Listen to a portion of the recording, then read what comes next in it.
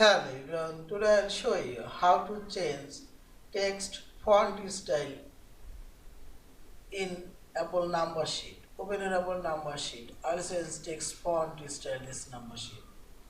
Firstly drag your mouse, select your text, you want to change text font style. I'll change this 4 cells text font style. Now click table format option and select cell option. And here we will find this font style. This is and click here. Here we will find this any kinds of font style. I'll make it Arial and see this. Also make it bold and see this. Also you can increase the font size.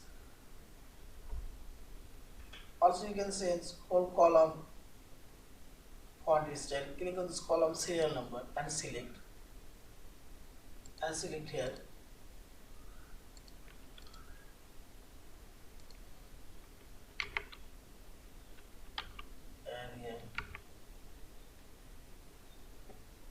Arial black I'll choose and see this. You can decrease. Same way we can change raw font style. Click on this raw serial number and select font style.